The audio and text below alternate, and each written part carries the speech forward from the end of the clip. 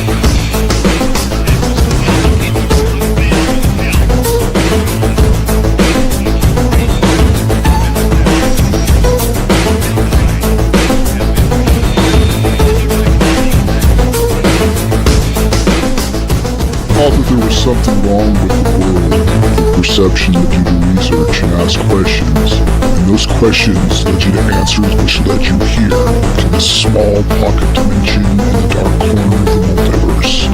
Welcome to the Of Dark Matters podcast, where we discuss topics of the occult, conspiracy, paranormal, and world news. And now, your hosts, Mojo the Mad, And Wise Owl. Clutch.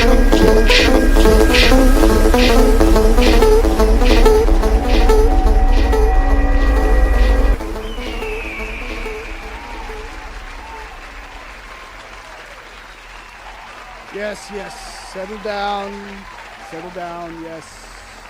yes. Lend me thine ears, for this eve rockets ascend into the balmy July firmament. Children gesture towards the heavens, and the realm doth celebrate another anniversary amidst bursts of crimson alabaster and azure. Yet, perchance, we cast our gaze anew. What if concealed amongst the pyrotechnics a different light ever hath endured, observing? Welcome to the podcast of Dark Matters. Dark Matters indeed. Upon this Independence Day, we shall venture into those curious realms where history and mystery intertwine. We will journey into the summer of 1947, when America's did scan the skies and behold flying discs in abundance mere days before Roswell became an indelible mark upon the map of the unknown. We shall inquire why many decades hence the astronauts of Apollo 17 likened unexplained lights dancing beyond their vessel into the 4th of July Jubilee, into the void of space, a mere happenstance, so something all profound. Thereupon we shall retreat even further to the nativity of this nation, not to amend the annals of time, but to examine the legends that cling to them like shadows at eventide, tales of visions, prophecy, and whispers attending the founding fathers. They were not but patriotic lore or echoes of occurrences that defy all reason. History doth record the facts, and folklore doth preserve the inquiries. Between the two lines, a place where certainty doth vanish. Pray dim the candles, keep one upon the fireworks, and the other upon the darkness betwixt them. For at these times when radiant night doth cast the longest shadows, I am Mojo the Mad. And this podcast is Of Dark Matters, and the most joyous 4th of July to you and to you all. Now let us discern that what may already be watching us from beyond the next spark in the heavens. Yes, in the heavens indeed it is. And I am here tonight. This is the Of Dark Matters podcast. And I am Mojo the Mad. And I am without Clutch. I was going to do a impromptu show today. I was not going to go on. I was going to take the day off. And then I decided, nah, I'm gonna go ahead and go on. It's 4th of July. Why not discuss what it means to me? What means today, I guess, for anyone, considering everything that's going on with this world right now. I am currently doing a few things more than once, having to multitask. Yes, but the crowd does like that. They do enjoy me multitasking by myself, do they not? But not turning off certain sounds. No. No, my assets will work tonight by the gods. So happy 4th to you. Happy 4th, Wise Owl. Welcome aboard. It's been some time. Hello, Sit hello. down, everybody. Yeah.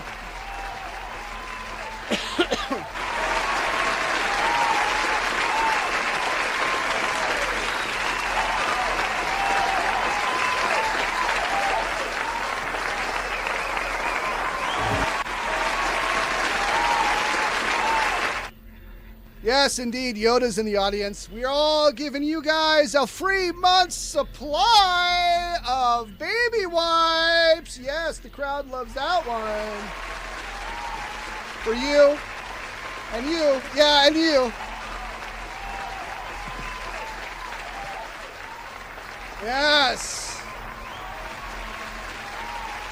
Yes, no applause, just give us money. So, welcome to the Of Dark Matters podcast. Welcome, Wise Owl. It's been some time. You were here with us when we were on Podbean, where you filled in. Yes, sir. Yes, with our friend Adam. We were both on there. We were talking about last time something less patriotic, but they found diseased rabid monkeys on the loose with some sort of strange concoction, and found monkeys with human nipples sold onto them. So, on a lighter note, welcome back. Hello. Indeed. Yeah. Good to be back. So, you are a musician, all-around musician. You also write, and you do hip-hop, right? You do your own version, but you're an all-around musician. I've seen your work. You're on YouTube, right? And you're also on Facebook, and you just did a couple of live little venues, didn't you? Some outdoor venues, some festivals. Yeah. All that is pretty accurate, I would say. Yeah, we're okay. I would say so. Anything you want to add, or how about wishing everyone a 4th of July? Yeah, happy 4th, everybody. Yeah, yes. Hope everybody lit off some fireworks. Yeah, well, they're going to. Or eventually, by the time this cast gets out and everyone has seen it, there'll be fireworks going off. Who's to say? Although there's 57 states right now, due to the heat that is going on right now from the El Nino, where there's no fireworks. The 157 cancellations. Yep. Yeah, So, we had to go to Idaho. Did you? Yeah, we had to hop over to Idaho. Is there a ban over here right now in Spokane? I'm unaware. I heard rumors of a fire ban. I think so. Okay. I think so. There usually is. Either way, we can't usually do it on our street even. Yeah, but people still do it, Yeah, I like getting the little World bees. War III during New Year's here, so. I like the little bees and the tanks and stuff. Yeah. The worms, Yeah. That's where it's at for me. So what does 4th of July mean to you, brother? As you now grow into manhood, from childhood to manhood, to owl, to full-on human hybrid owl? Yeah. What does 4th of July mean to you? I feel like I'm You can wear a mask for me, on it's 4th of July. no, actually. Yeah. Yes. I don't know. I kind of just take it as it's been. Feel like I'm a proud American at the end of the day. I like the essential core values of it all. Yeah. And it's just kind of the day to celebrate. Personally, it's my excuse to drink and act a fool, because most of the year I don't really drink and act a fool. So I wonder if people in other countries drink to 4th of July like they do here for Cinco de Mayo or St. Patrick's Day. I think they for sure do. Yeah, we were talking about that the other day.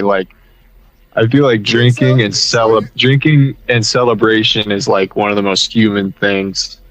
Yeah. You know, you could just be in any. You know, some more than others. You know, I feel like, you know, potentially Russians drink a little more, so I've heard. Yeah. But Indeed. you know, Well, I mean, it's a human thing. And I don't condone alcohol abuse. yes. Personally. Yes. I don't drink myself anymore. I used to. I quit. Yeah. I don't really go. I never went out on the holidays either. I've always noticed that there are people who just like drink a little too much, don't care, and it just seems like drama. And I'm just not into it. You know. I used to be. I used to thrive on going to dive bars when I lived down in Southern California. I enjoyed. What I would refer to is like a Star Wars bar. You know, like you're going in for an adventure. You know, you're not just going there for a drink. You're going in there to meet some characters. You know. Right. Yes. Yeah, I went to a couple of those in Denver when I went to Colorado. Went to a goth vampire bar and a really trippy, like kind of jungle gym kind of thing. Yeah. Well, you know, it's funny that you mentioned the goth bar stuff. I used to peruse those bars myself back in the day, but not anymore. Bars are like malls for me, man. I hate They are. I hate malls and I hate bars, and so I usually don't go to them. And well, I mean, malls are now like graveyards. You know, I mean, that was like the place in the 80s and the 90s where everyone met, right? They would all come together. Right. And ever since like the pandemic, we've stopped going to malls. We stopped liking movies. That's one thing that's going on. We have a bigger distrust for our government now. You know. You think it goes hand in hand? Movies get worse the more our distrust increases. Well, I think that like this is my observation when it comes to entertainment. It's becoming increasingly more like dumb as shit. Like there's very rarely 100%. that I will sit down and I will see a movie that I enjoy or something that sounds like a rehash of something. But then again, I'm older. But it seems more anesthetizing, especially like with your generation and other generations where, like my generation got the angry, you know. I mean, not to say there's not angry still, but like it was like in that time zone, right? And then as soon as 95 hit, boom, you know, and then it was just downhill from there as far as entertainment. Like early 2000s, I can remember the cutoff point, you know, and that's the one thing that like there was different cutout points to like entertainment. One of them was movies, and I would have to say 2012 or 2013, around that era, the era of movies that were a rarity if they were good. Yeah. No, yeah, it's well, and there's nothing more American than movies. Yep, that's true. I'm not a fan of the entertainment as much as I used to be, but yeah, I mean, like, you know, I don't know. I mean, like, there are some things that I am, you know, I am proud that I live here, and I am proud to be who I am. I can't be anyone else that who I am, and that person happens to be. Oh yeah, it's pros and cons, man, for sure. Did you catch the Matthew McConaughey made a statement yesterday? Made a little video. I think you shared that with me. I listened to it. Yeah. I liked what he said. You know, it's kind of like we're still in a process. Like we're only 250 years old, so like people expect it to be just totally figured out. And it's like I don't think there's a single country in the world where it's totally figured out. I don't think it'll ever be figured out. I think it's going to be an evolving process. I just hope that like you know, I mean, there's a lot of doom and gloom porn. We don't even know what's really going on in the Middle East right now, or like, you know what I'm saying? Like, yeah. Like, we just hear what they tell us. You know, I'll let you speculate, but you know what it meant to me. Like back in the day when I was a little kid, I remember that, like all my neighbors knew each other. I remember that as a kid, and then I remember going to the park and running into neighbors and kids and stuff that would go and they would have fireworks displays, and like at near different high schools in the area that I lived in Southern California. Right. You know, and the finale, and then later on it just became like just a day. But the more I got into it, though, like I thought it was interesting. You know, I mean, we'll talk about that in a minute here, though. But go ahead. Yeah, I mean, I was gonna say I feel like I haven't even really celebrated it in like 10 years. Because for me, it was always just like the niche parts of it, Yeah. like, you know, just having a barbecue. It kind of feels getting a little apocalyptic, drunk. doesn't it? And that's why we have this Of Dark Matters Apocalyptic Special Edition. Yeah. Yeah, You know? I mean, doesn't it? I don't know. it is pretty Fallout-esque. Yeah, a little bit. I mean, at least the reveal part. You know, it feels like a slow Band-Aid being ripped off an already open wound. You know what I'm saying? 100%. Yeah, You know. that's America. You talk It's an about ever- this too. Go ahead. Go ahead. It's an ever-deepening wound You know, that we just keep filling with our soul. Nice.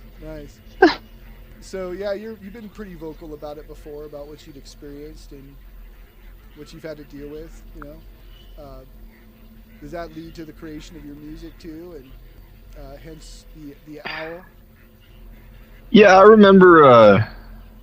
Well, when I was younger, I used to be like really like, you know, I'm gonna save the world.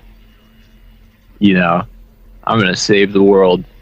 But as I got older, it really dawned on me it was a little more complicated than that. But when I started, like, that was kind of a big piece of it. It was like I was making music because I felt like it was a good vehicle to save the world. So, I mean, Yeah, well, like putting a little bit of your imagination, your magic, your creation into Yeah. the world and injecting it Yeah. into collective consciousness to see how far it goes. Right? or at least America, at least At Western least. civilization, you know. Yeah, America, I don't know. fuck yeah.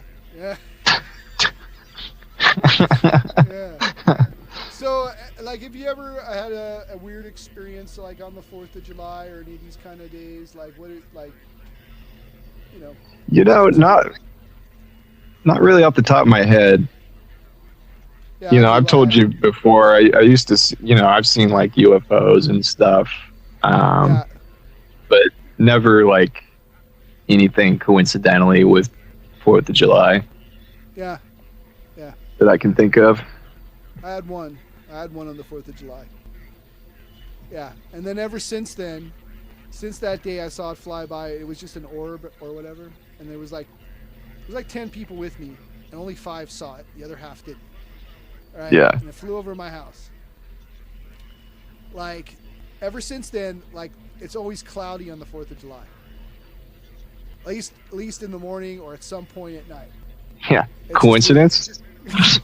Coincidence? I know. don't really think so. Yeah, hard to say. But yeah, my experience happened. I think it was it had to have been 2013 or 2012. I'm not sure if it was either 2012 or 2013. Mm. And I was sitting there with another friend of mine and a couple other friends, and they had brought over some DMT. And, As you do. As you do on the 4th of July or any day, for that matter. And he decided to load us up real heavy that day. And like at the time, I was living in a condo. We had a very small backyard. And that's where we did it. And I remember my friend, as he was going in, he was like, "What do you want? What do you want? What do you want? What do you want from me?" He was like freaking out. And like I was waking up from it, like that was happening. I look up and I think I'm tripping or whatever, you know, because as you come down, you're still kind of in there, right? It kind of fades Yeah. away.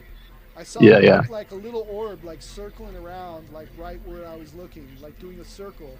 And Oh, when yeah. I regained consciousness, the thing like flew over my house, and that's when Yeah. I ran into the house. I'm like, "There's a UFO! There's a UFO!" And people ran out. And like I said, only 5 people Well, saw it.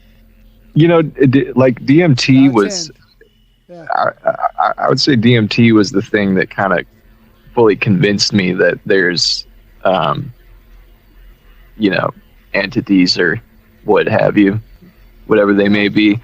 Because I used to, I've always been really into Carl Jung and stuff and archetypes and shit like that.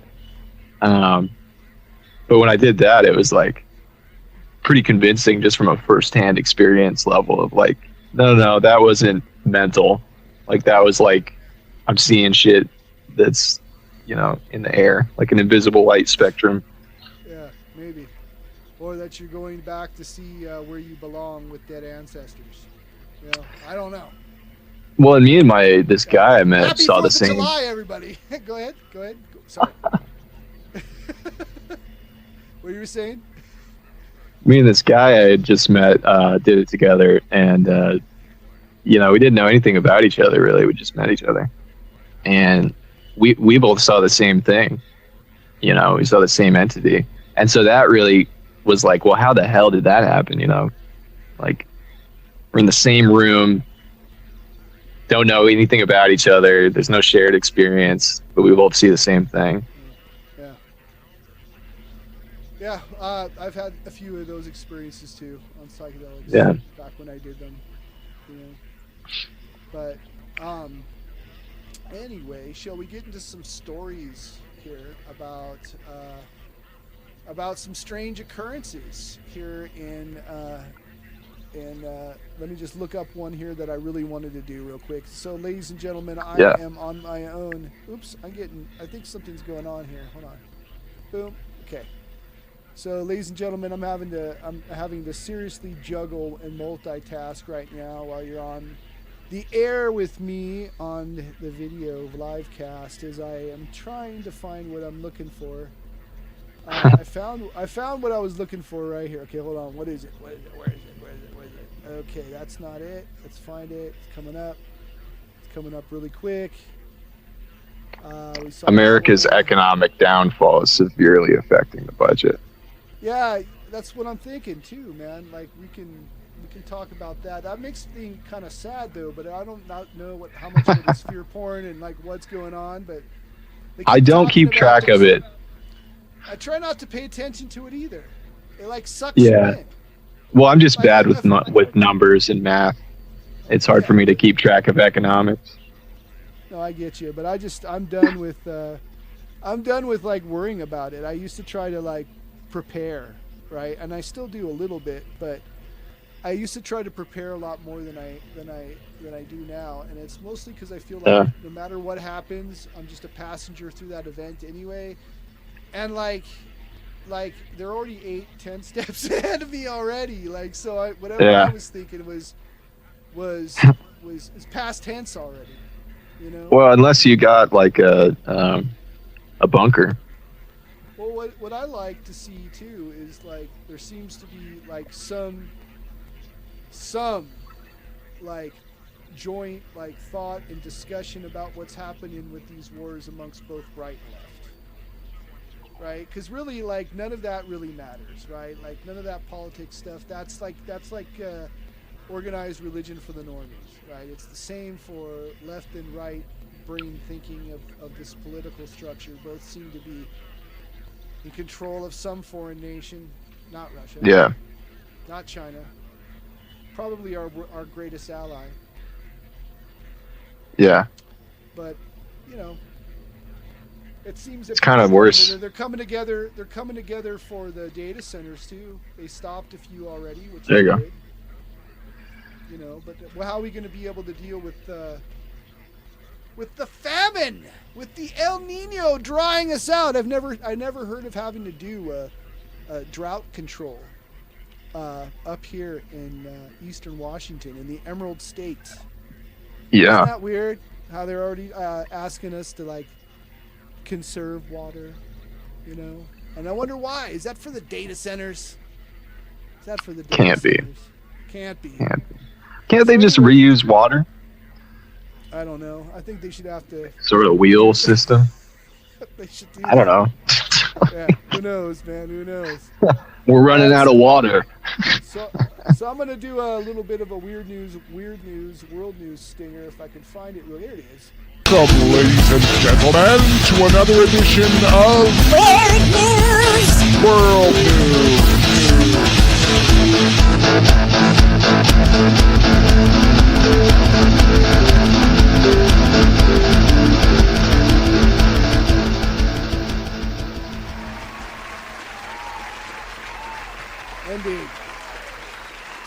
So, ladies and gentlemen, this is a segment we call Weird News World News, where we talk about strange and bizarre stories of the occult, the paranormal, conspiracy, and world news. Brought to you here, usually with Dr. Clutch in mind, but he's with his family out at Priest Lake, Idaho, enjoying his time there. So, without further ado, I'm going to take you into a little bit of this flying disc mystery craze of 1947.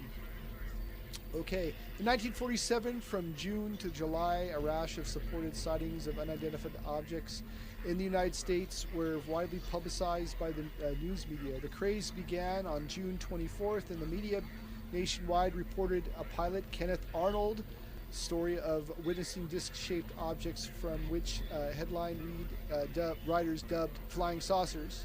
Such reports quickly spread throughout the United States, and historians would later chronicle at least 800 copycat reports in subsequent weeks. And without the other sources, and other reports may have numbered in the thousands.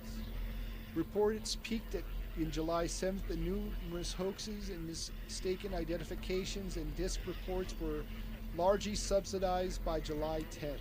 Mainstream sources speculated that disc reports were caused by novel technology, mistaken identifications, or mass hysteria. But by contrast, fringe speculation held that the discs might have come from other planets and other dimensions, and still suggested that the discs were occult or might have signified the end of the world. In 1947, the craze were extensively studied at frameworks by both folklore studies and religious studies. Let's see here. In regards to the birth of modern myth. In the late June of 1947, the press of the United States began covering reports of flying disc. Reports increased with a sharp rise on July 4th, everybody. Happy 4th. Yep. And over the course of the next 5 days, they were widespread reports throughout the entirety of the United States. Reports crested on July 7th and gradually diminished over a subsequent week amid numerous hoaxes, pranks, and mistaken identifications. So this is the big one right here. This is the one that they were talking about. Let's see here. We'll bring on Wise Al. What do you think of this, man? Do you think that this isn't any different than what we're dealing now, or do you think that this is just a giant Operation Mind, fuck? Well, I'm always wondering why they're always disc-shaped. Good point, man. And another point is, do you ever notice how they seem to resemble like something out of what people would consider sci-fi of that era? Did you notice that? Like they change their morphology based on the technology as it starts to get present. Yeah. Exactly. I think that's a valid point in the whole thing. So are we looking at like something that is showing itself as a piece of technology and it may be something completely different? What if it's like a consciousness of some kind? What do you think? I've thought that for a while. I mean, it could be. I think that the way the tech seems to be operating has to do with the anti-gravitational technology. And it's probably just American technology. I mean, we could have had like a crash ship that came and we reverse engineered it, something like that, or we just figured it out. It's funny you mention that because I don't know if you ever watched Professor Simon Holland. Like he goes into the UFO field. He's not a real professor, but he's like a science filmmaker with the honorary title of professor. But he goes into some pretty deep like talks. Not only of like anomalies. Man, that's a close finger. That's the close of your finger, sir. Your hand. Are you making adjustments? You like that? Yeah, it just disappeared. Where'd you go? Yeah. My hat's or my phone's all hot. It's hot. It's hot because it's hot outside. He was talking about how they had found like MUFON had just gotten some material in, right? And apparently this material was a former Ukrainian living in Russia, and he claims that he was doing CE5 like meditations on it, and he contacted some being, and was going to give it to MUFON. He had different samples, and then he gave, I guess some of them got, taken before they got a chance to get them, got absconded with in some way. And then basically they found one sample and they got it, and it turned out that it was Russian made, possibly, they think, right? But they were selling this story as a possibility that they're messing with us as we were messing with the world. So our government. Yeah. But it turned out to be some sort of like super thermodynamic, like lightweight, heavy gel that can be molded and lightweight, and they're assuming they can make balloons out of this kind of stuff, or they can possibly make a drone that is so lightweight, and somehow they got a piece of this kind of stuff. But I mean, if you look at a lot of these movies from like the 1950s, like where they're showing like some of these videos supposedly of the stuff flying by, and then you see the videos of some of the stuff today, you notice like that I've seen like on YouTube, not just the ones that like the government released, but like old stuff like Secure Team 10 or any of these other like channels that were showing UFOs, and a lot of them look very similar to what was flying and where they were filming back then. It's really weird, Well, do you think that they were just inspired by those shows?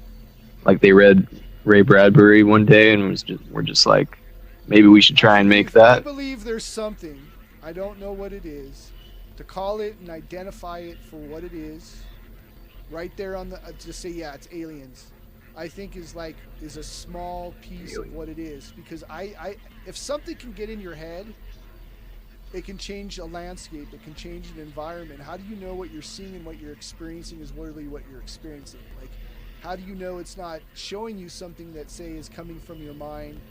Or is it from your mind and it's just the way your mind and consciousness interacts in certain areas where the laws of physics are weird, Like, there are places on the earth where, like, strange stuff happens. Yeah. Most people would think of the Bermuda Triangle, but like there's the Iraq anomaly, there's the Montana vortex, there's the Winchester house for some reason that's got weird stuff going on in there. I don't know. I've thought about it a lot. A lot of people say that they're flesh and blood bipedal aliens or Bigfoot or cryptid, but I don't know. I've thought it has a lot to do with the DMT entities for a minute now. You think that they're interdimensional in the one way that we interact? Yeah, with because psychedelics. Go ahead.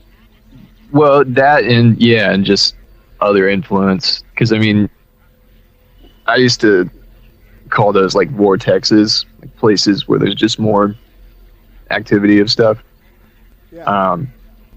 But like it would make sense if that was an interdimensional thing, that there's certain places where the veil is a little bit thinner, Yeah, I'd agree with that too. I don't know if that means that every alien is like that. I mean, there's probably other species out there, but yeah, at least like when we're talking about like intervention, people have like angel experiences and shit like that. It's like, for sure, you're probably just tapping into whatever that realm is. So you're not, I've thought about that too. Like, well, I mean, what if it all exists? What if it's all of it? What if it's not? I think it's all there, Mojo. Yeah. I think it's all there. Yeah, me too. It's all right here. Right here. Here on the Of Dark Matters podcast. Right here on the Of Dark Matters podcast. Yes, and a very patriotic Of Dark Matters podcast. Yes, indeed. We shall play our mighty kazoo effect here. There we go.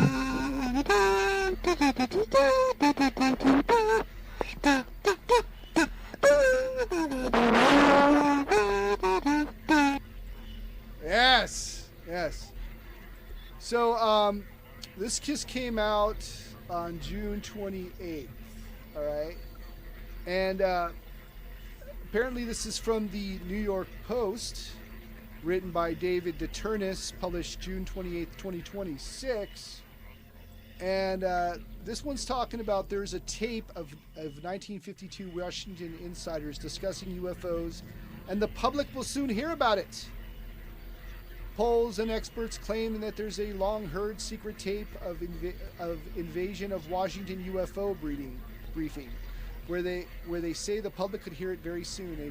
A tape recording a 1952 conversation between Air Force officials and scientists on unidentified flying objects are soon to be released by Representative Eric Burleson, told the room of the UFO Transparency Advocates of the Disclosure Forum of 2006. And there's a picture of him.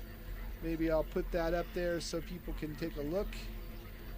Let's see here. We'll save image. Boom. Boom. There we go. We'll put that up while I read. Present or invite. Here we go. Having to multitask, everybody, as I'm going through an article last minute, trying to figure out certain things. So here we go, and it's gone. So never mind. All right. So I will go back to the article. I was going to post it, but whatever. They won't let me. While the recording is supposedly in possession of MIT's Lincoln Laboratory, the push for the cosmically minded congressman has guaranteed that it will be revealed to the public, he said. UFO Transparency Advocates applauded Burleson for confirming the existence of this recording, saying that he's a dogged ally and pursuer of great openness from the government about unidentified aerial phenomenon. He's stopped asking politely, and he knows that there are certain files he's demanding answers. The Disclosure Foundation Executive Director Jordan Flowers told News Nation.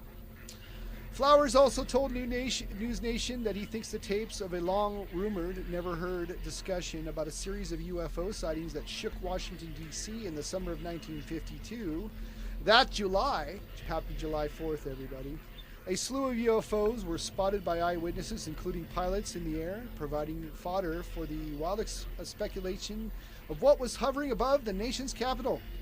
People speculated that they could be advanced communist technology from the Soviet Union, or even little green men in flying saucers. But the Air Force eventually shot down that conjecture, saying that the press conference in the end, the month that the weather was to blame for such sightings. Some more swamp gas for everybody. But UFO transparency advocates say the tapes release is a big one, and for those the government to be more transparent to its citizens about what's really out there.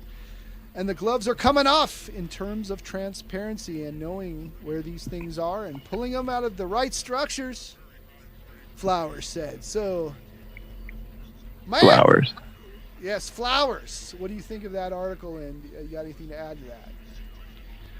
Yeah, I think there's been a lot of new disclosures coming out lately. I don't know how I feel about Flowers, but yes. I do like the what's going on with all that. I think as it's been coming out, like I was kind of saying earlier, it kind of seems to me like it's more leaning towards it being a secretive U.S. military operation where we just, somehow one way or another figured out the tech, and so now that it's coming out in the public eye that these things actually exist. Yes, indeed, I agree. I definitely agree. Part of it, what a better cover. I've speculated this before on the show with Dr. Clutch. It's a good cover, even to cover up both things, whether it be actual extraterrestrial technology or if it's, our own stuff, but it seems to be leaning to a lot of that. They caught Elizondo recently, Lou Elizondo and Chris Mellon in a part of a cover-up. Yeah. And there's, well, do you think that because it could be one or the other, do you think that we figured it out just pure ingenuity, or do you think we found something that crashed and then we kind of reverse engineered it? I don't know. I don't have the answers, but I can speculate. I think we have. I think it would be a downer for everybody, but it'd also be cool at the same time if it was just our tech. Why now? And why? Huge downer. Yeah, and then like why now? And then also that would be the main question. And what does this have to do with any kind of foreign influence or diversion of some kind. You know, like I've always thought that maybe because of the strike carrier group that was doing maneuvers out by San Diego with the Tic Tac UFO, I always felt like that could have been a psychological operation, not only on the people that were there on the ships, but it could have been something to show off, like to our adversaries, look, like we did this, and they see it, and then they don't know that it came from our stuff, and then they start looking down in a deep corner. You seen the Gateway footage? The Gateway footage? No, tell me about it. It's like 3 Tic Tacs, and it's confirmed footage. It's like from a U.S. pilot camera or something. There's 3 Tic Tacs flying around a commercial airliner. The Malaysian flight, yes. No, it's not Malaysia, but yeah, no, but it's a Malaysian similar. flight that disappeared, right? You're talking about the Malaysian flight No, that disappeared. Okay, it's not that. It's like there's like a U.S. Newer video that came out of like a U.S. military plane, and so the Tic Tacs are flying around it, and then the plane just vanishes. Wow. Yeah, I saw that with it looked like orbs of some kind when they were doing the supposedly the Malaysian flight, if that was the Malaysian flight that disappeared. Warp like, drive. It was like orbs. Yeah, or wormhole technology. That's what I'm saying. So if we have that already, I mean, who knows? Well, who knows what they're up to with that? You know, I mean, wasn't it recently that, like, in the early term of this, you know, Trump's presidency, this, you know, this 2026 or 2025 presidency or whatever. Excuse my having a brain fart here, but he mentioned that we had weapons that would, you know, that could, you know, that time and space and all that kind of stuff. I think it was just one of the guys that was involved with this technology, and that we some weapons that we don't even have. Which makes you wonder, though, like, if they have them, then why use bombs? You know, well, they've probably been using them. That's what I'm saying. They've probably been using them. It's more just theater, though. Is it just a big act to get everyone fear-porned out, right? Well, a lot of it's like Cold War shit. You know what I mean? You're hiding, because we think the Cold War ended, but like really, like we keep building stuff in secret, and then we don't really tell the rest of the world what we're doing. You know? Yeah. And we've also always been at the forefront of science and tech. You know? Yeah. So I mean, we still it's not out of the question. No. Yeah. No. So. Yeah, I mean, you know, there's other theories too. Like, one of the ones I thought was really interesting was that it was AI from the future. Like, it developed itself, like, you know, almost like the Terminator. But that's like, you know, you throw that into the collective consciousness. Maybe that was just preemptive programming. You know, who knows? Yeah. I'm gonna go ahead and go on. You got anything else to add about the secret tape? Do you think you think it's going to be legit? You think it's going to be a nothing burger? What do you think? I think a lot of it's legit. A lot of the footage we've seen is legit. It's just that we haven't had a clear enough picture painted or information given about what is actually going on with that. And I don't know if we will. Probably not. But eventually, old weapons become known. Stuff that we used to have secrets about are known. Nukes used to be like behind a bunker, couldn't talk about it, you know. And what was conspiracy theory? Directed energy weapons, and the Pentagon just came out and said that they are real and that we're doing them and developing them. You're right. So for the longest time, they tried to hide that. You know, why not? I mean, do you think there's a secret space program? Like, do you think that's that's what it's leading to? Like the military. Well, Trump's already been starting that when he started the Space Force or whatever. Yeah. Yeah. And I think he just said the other day that all the wars are going to be fought in space now. Well, that's going to be awesome. It makes you think about the 4th of July with fireworks. I know. Nothing more patriotic than space wars. And space marines. Yeah, weren't they? That was another thing they were doing. They're going to start training space marines. Okay. We're taking America to space. Well, let's go ahead and talk about space. All right, everybody. So this is from WCB, CBS, Fox 4, My MS, telling your story. This was May 8th, 2026. UFO files reveal Apollo 17 crew saw mysterious objects, lights during the 1972 mission. Says it looks like the 4th of July. And according to the CBS News, over a half century ago, NASA's Apollo 17 reported multiple unidentified objects in space, including 3 mysterious dots and sparks that resembled fireworks. And according to these new files released by the Pentagon, the details were among 100 documents made public on Friday when the Defense Department unveiled a new website housing all the declassified files related to UAP, unidentified anomalous phenomenon.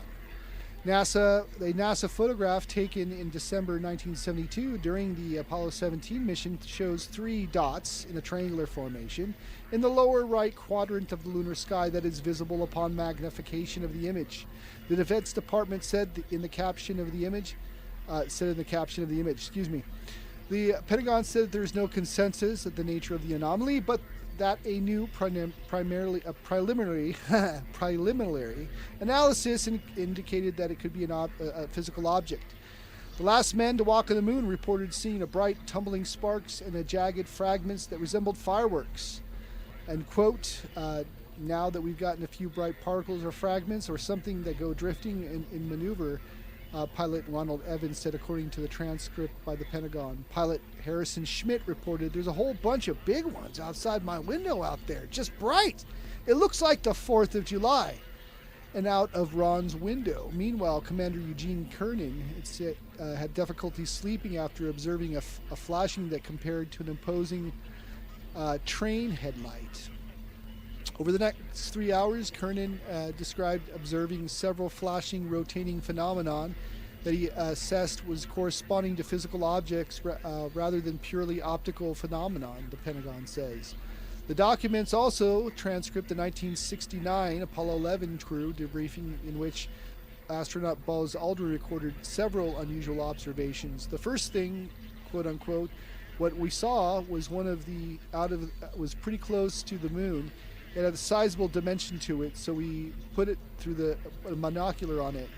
Like Kernan on the Apollo 17, Aldrin had described this thing seeing flashing lights while he was trying to sleep. I was trying to go to sleep and all the lights were out. I observed what I thought were little flashes outside the cabin, spaced a couple minutes apart. Aldrin said a fairly bright light, which was tentatively ascribed as a possible laser. The Pentagon said additional documents and videos will be released on a rolling basis. So more UFO news, right? Apollo 17.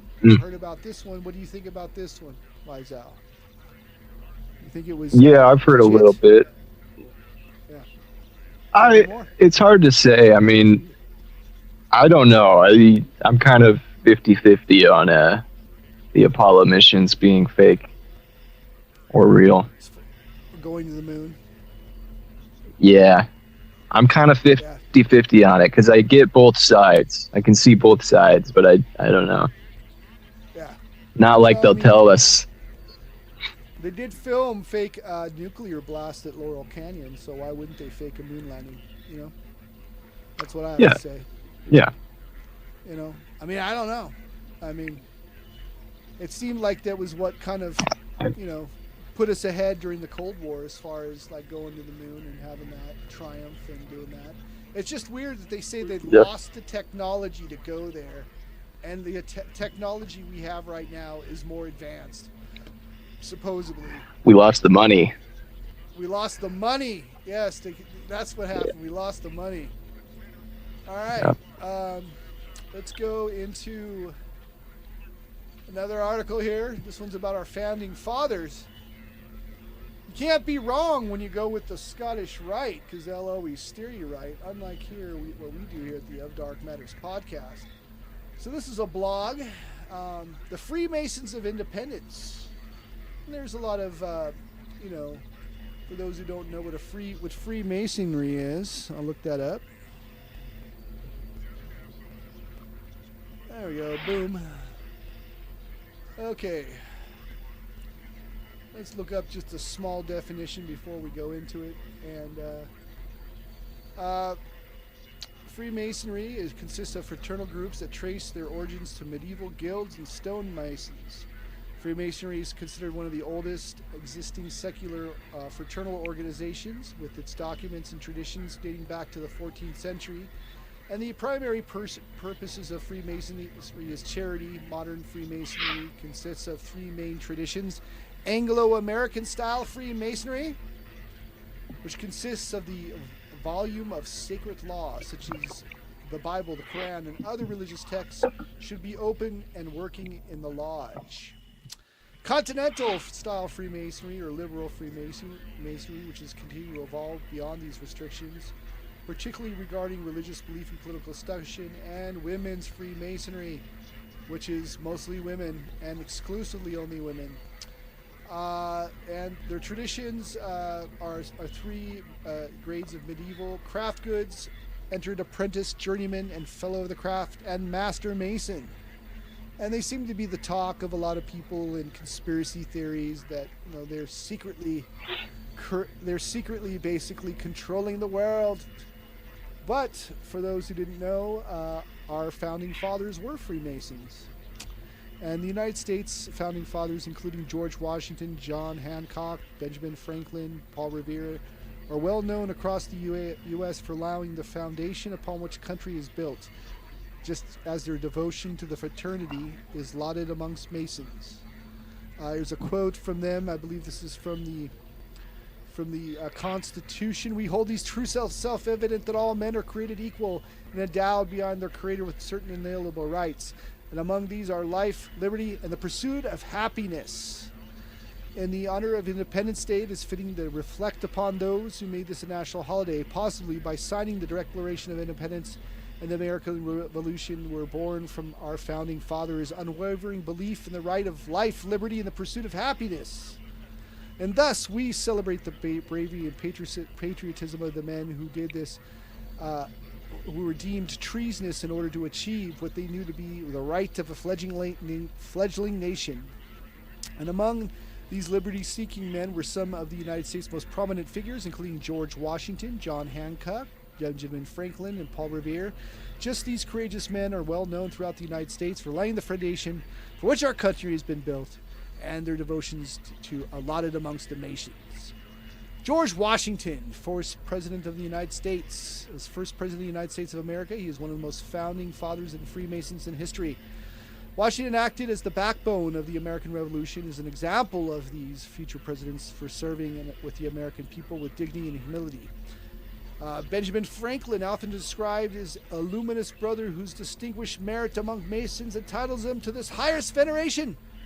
Benjamin Franklin was a true embodiment of Masonic values, a writer, inventor, activist, revolutionist, Freemason. That was Ben Franklin's life. He has a long article. I'm just going to go through this quick. John Hancock. Yes. Put your John Hancock down. John Hancock is pivotal for sparking the rebellion and the flame of independence that liberated the American colonies from British rule. Like many notable figures of the Revolution, Brother John Hancock was born in Massachusetts. He graduated from Harvard Law and spent most of his life dedicating to the revolutionary cause and political aspirations of his craft. Paul Revere was another one here. And John Adams. Those are the founding fathers. So what do you think about this article, man, and our founding fathers and what they did to bring the Freemasonry into our capital architecture and such? Yeah, I mean, I think it makes sense. Were they formed before? Were the Freemasons formed before America was formed? Yep. Like probably 100 years, or more than 100. Yeah, medieval times. Yeah. Yeah, it's an interesting connection. It makes sense. I mean, you're trying to stay secretive and all that in the middle of fighting the British. So. Well, we both watched a little unexplained thing talking about with the one with William Shatner, talking a little bit about like the Freemasons and like some of the architecture and some of the symbolism that's in some of the monuments out in DC. Well, where we're at, there's tons. They're all over the city. Here in Spokane. Yeah. Isn't there like a former Mason Lodge downtown and stuff like that? Yeah. There's like 10 of them. There's 10 of them, and there's statues right in the statue money district with all the banks and stuff. There's statues that literally say like, we dedicate this statue to the generous donations of the Freemasons for helping to build up Spokane. So they literally paid for Spokane to get built. Interesting. Yeah. Well, I knew that there were buildings here. I didn't know how much of an influence it is here, and I'm learning something new right now. Oh, it's big out here. Yeah. It's big out here. Yeah. There's I mean, that's why I was like that night, you know, I was just kind of walking around the downtown, going between bars, and that's why I ran into the Master Mason guy, had the ring and everything. But they're just out here, man, just hanging out. Yeah. So you were saying that he told you a few things and stuff. Is there anything you want to reveal? Yeah, well, a lot of it was kind of already known things, which is just that they don't worship a secular god, but they all have to believe that there's something higher than them, a higher architect. Yeah. They believe in math and geometry a lot. It's one of their high values. That's why they have a lot of geometry and math in their symbolism. They use symbolism a lot. But when I was asking him a lot, but what I really want to know is I was like, well, how come you guys are on the money? It's kind of like, because he's telling me we're the good guys, you know, people think we're kind of the bad guys, but we're really the good guys. And I said, okay, well, what about the money? You guys are obviously controlling the money because you got your symbols on it. And he said, well, you know, I can't really get into that as much, but we do the right things. I'm like, so you guys cause inflations and all that for the right reasons? And he's like, yeah, I mean, you just gotta trust us. So, you know, I took it all with a grain of salt. You know, I was like, all right. It seemed pretty clear that he was withholding information from me, which makes sense. You know, I'm just a random guy on the street. But also very willing to talk about it. And he said that, you know, basically if I wanted to join, I could. I would just have to ask and actually invite myself. You should go do it. I thought about it just to see. Yeah, go just check to it see. out. But then Nardwar is going to find this 10 years down the line, and he's going to be watching this, and he's going to say, oh, you know, Wise Owl's in the Illuminati, and, you know, part of the Jay-Z cult, you know, so I have to be careful. I have to protect my demonic influence. Yeah. Just give me 1 second. Let's see here. All right. So here we go. There we go. Just my wife has stepped in. She just got home to relax. Nice. And so we're right on time. Happy 4th of July, everybody. We're getting deep here on the Of Dark Matters podcast, talking about Freemasonry, personal experiences, what 4th of July means. You know, what the founding fathers were apparently Freemasons and built the architecture of our capital to our country. Worth mentioning too that there was only about 10 of them. Yeah. It wasn't all of the founding fathers. There was some division in who was a Mason and who wasn't. It's kind of interesting. Yeah, that was interesting too. I liked what we were watching when it was dealing with the cornerstone too. You know how he was looking for they did some ritual for the cornerstone, and I think Harry Truman was looking for it and couldn't find it. So it seems to be some sort of mythical stone within the building of the White House. Right. Yeah, they're saying it holds like different versions of the Declaration. It's and more interesting to reveal the secrets of the. I'm a sucker for secrets. Yeah, I'm an absolute sucker for scavenger hunts. That's why we ask questions here. You know, that's why we ask questions and go a little deep. They talked about this visitation that George Washington had, and it was that was kind of interesting. I mean, I've seen different angles on it. Some people say it was a spiritual encounter.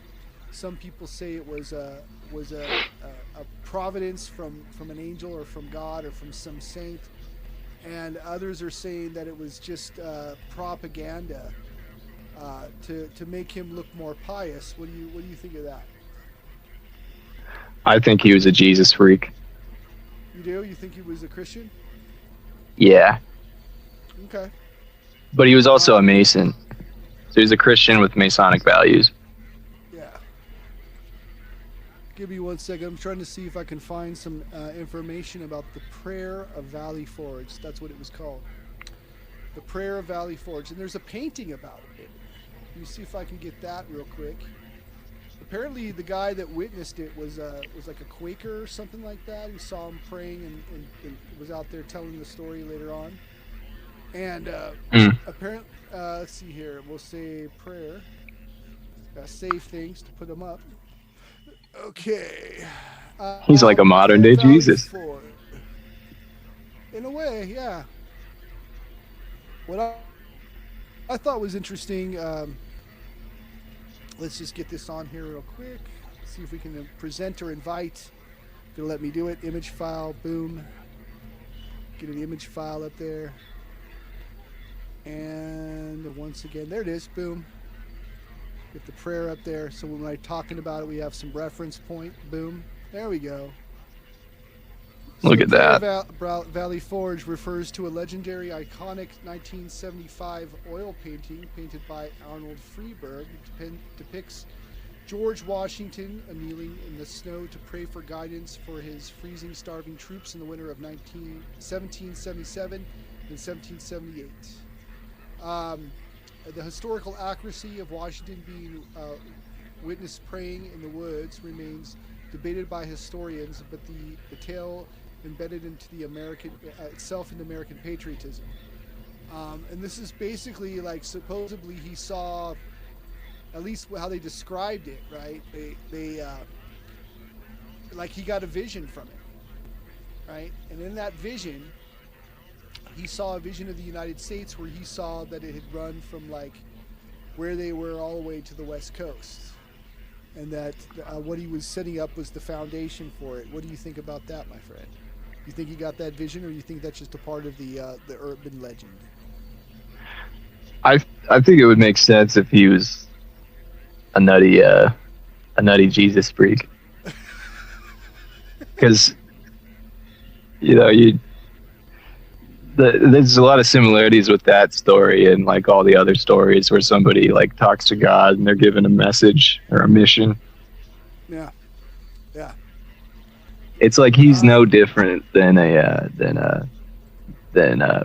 Moses in the burning bush, you could say.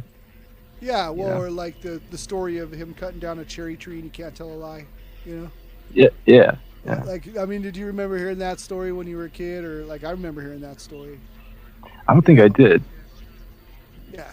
Well, we'd hear about these stories in elementary school. Alongside, I don't know if they like continue to do the Pledge of Allegiance in schools. Oh yeah, we did that.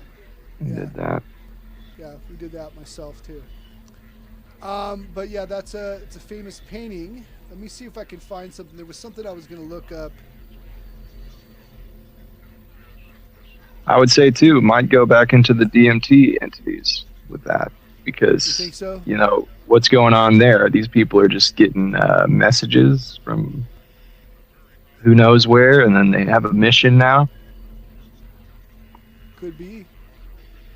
Trying to get something Sort up of strange.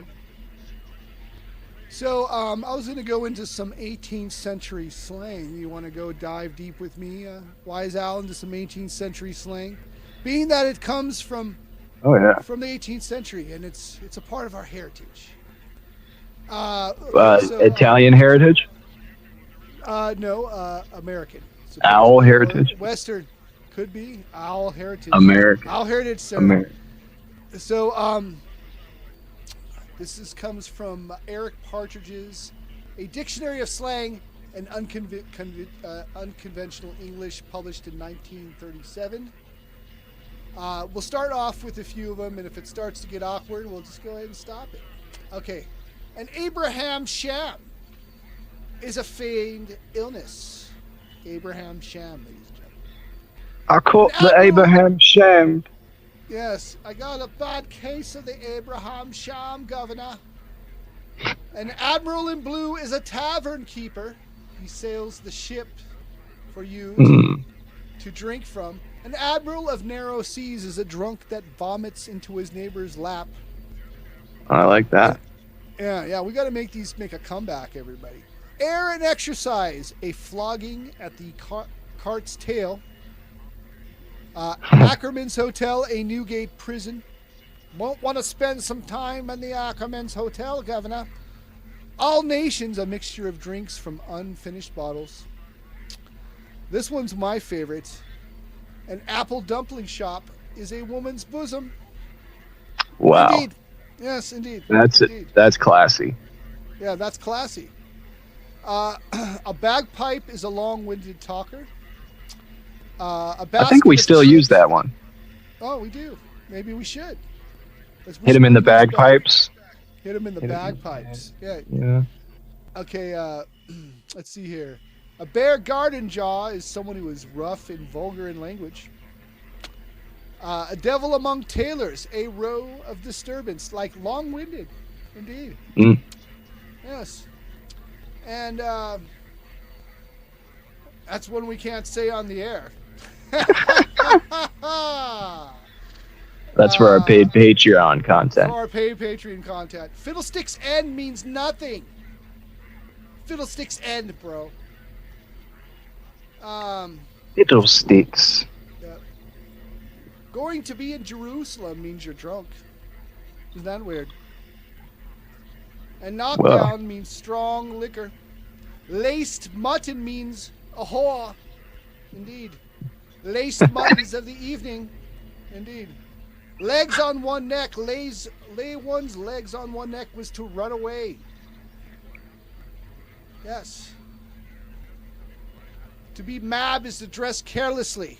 And I did not dress mab today, did I not? I dressed to the numbers, sir. To the numbers. See here. Give him I'm a little his business oatmeal. casual. When you're giving someone their oatmeal, you are punishing them. Let's see here. A trunk more noise than a trunk maker. More noise work. Okay, that one's weird. I can't do that one. Uproar is an opera or a concert of some kind. And wife in watercolors is a mistress. Indeed. That is one of many, and for those who want to check it out, those were 18th century slang and terms for this 4th of July.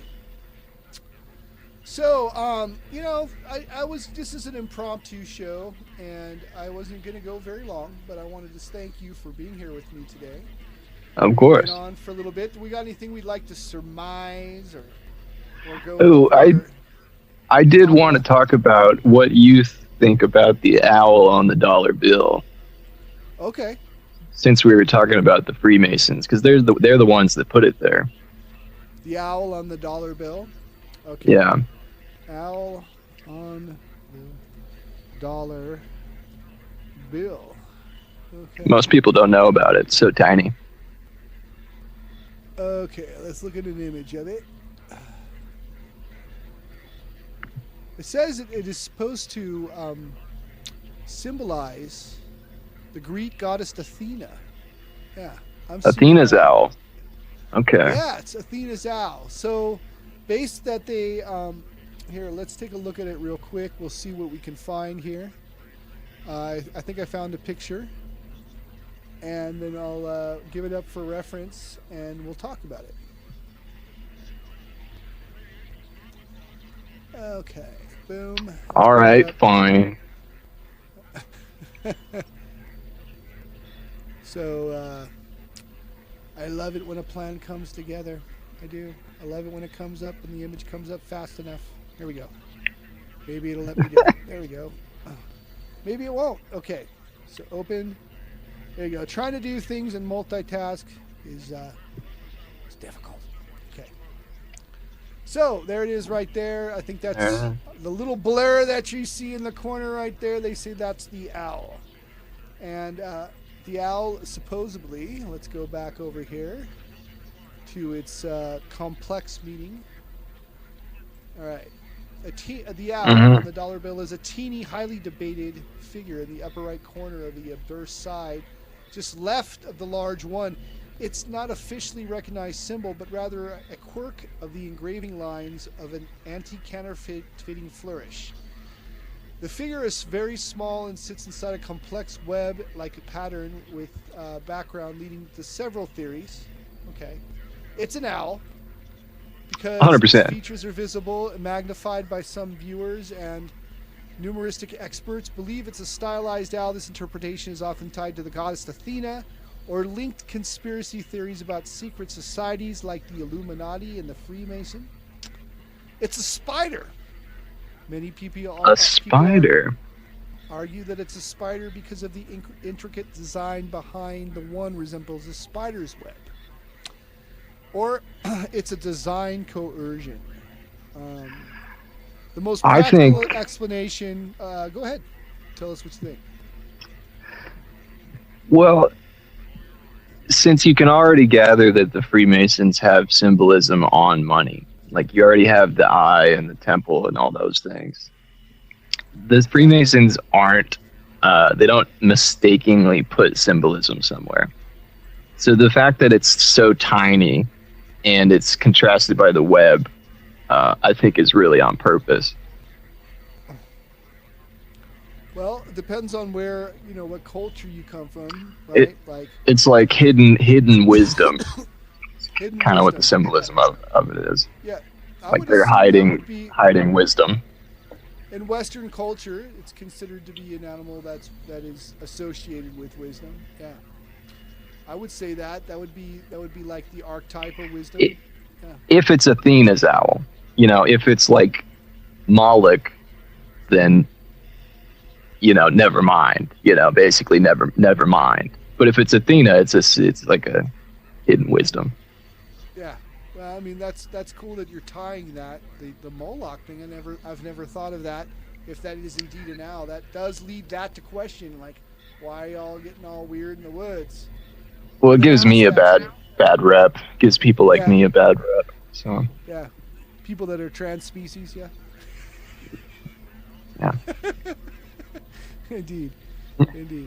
Yeah, and I don't know what to think about. There's a lot of symbolism, man. Like, that would be the first time I've heard about it. So I just learned about a symbol that is in the dollar bill.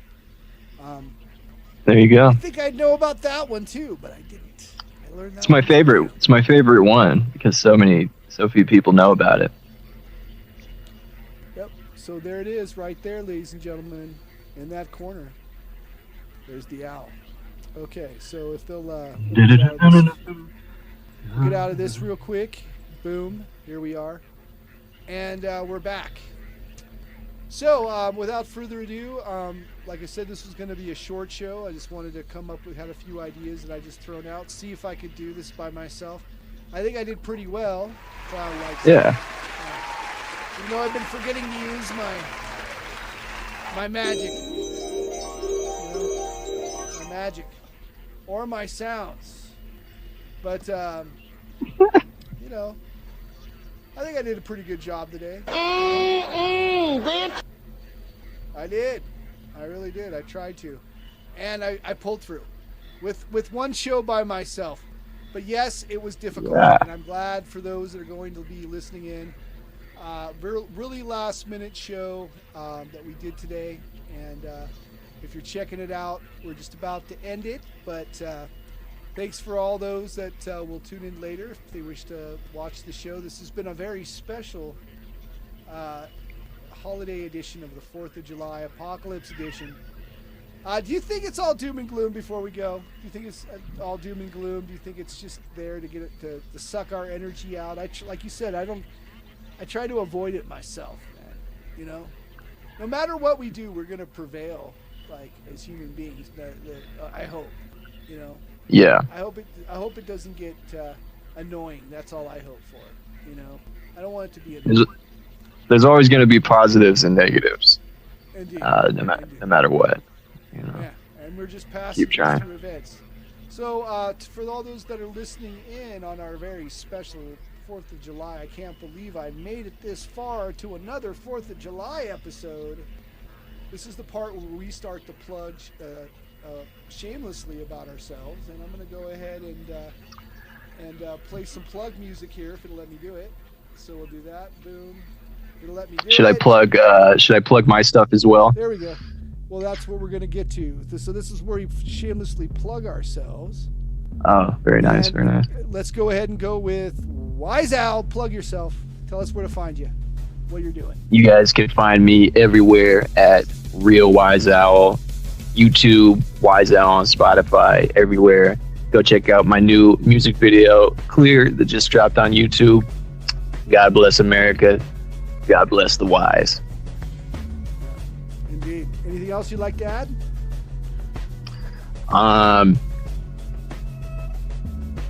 No. All right. Well, I'm Mojo the Mad, and that was Wise Owl. And this is a show that I do every Saturday, usually at 3 p.m. Pacific Standard Time, 6 p.m. Eastern. We are on. I'm going to be taking next week off. I know I talked about taking a couple weeks off, but I can't seem to be taken away from the show or creation at this point. So I had to do something.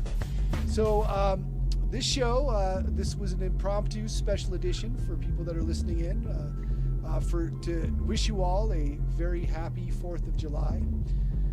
You can find all of our past episodes and live episodes on YouTube. You can find us live on X. You can find us live on Facebook. You can also find past episodes that we did on Podbean before we left and moved over here on Spotify. I believe you can still find them on Audible and wherever, Amazon and Sprecher and all those different places. And those were all old audio shows we did where we were, me and Clutch were together with that show on Podbean for about 4 or 5 years. And we're here to be here with you now. If you like our show, please like us and subscribe to us. But you can also find me on Substack under Mojo the Mad. You can find me on Facebook under Mojo the Mad and Instagram. You can also find Of Dark Matters there, podcast on Instagram and on Facebook. So join us there. Please let people know if you like our show. And I hope you enjoyed. For those that are now just tuning in versus those that are also going to listen to the show post-recording, I hope you all have a good weekend, a safe 4th of July. Bringing back the Wise Owl to say goodbye. You all have a good night. Thanks. I'm going to miss you all. Yeah, and when I'm not going to ever... yeah, you're going to miss us all. You're going to come back for an interview? You're going to come back for an actual interview? Tell us about some of your weird and strange experiences that you've had? Potentially, if the people want it. I think the people want it. I want it. So why don't you come on? See? All right. So without further ado, I'm going to take you out. You all have a nice weekend. I'll see you back here, not next weekend, but the following weekend. I'm going to go camping. Much needed rest for me. And then I'll be back with Dr. Clutch and our very first guest after the break, Zach Black, followed by Maxim Furyk the following weekend after that. So please stay tuned. Have a good night. Thank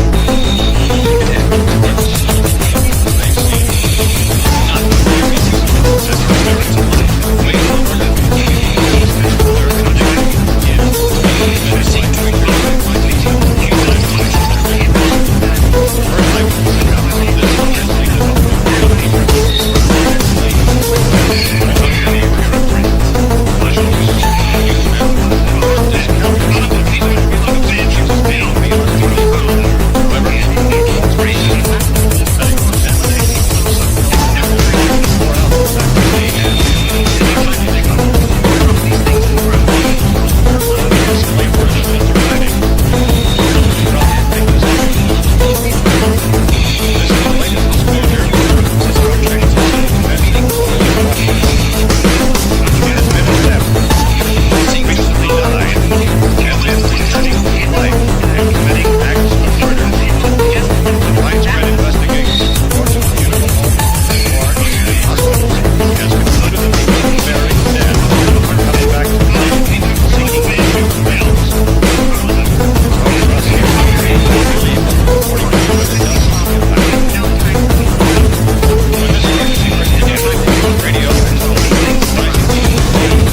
of us here at the Of Dark Matters podcast would like to thank all of our listeners that tune in to us every Saturday at 3 p.m. Pacific Standard Time, 6 p.m. Eastern. Thank you for listening and good night. This has been a production of Mojo Mojito Production.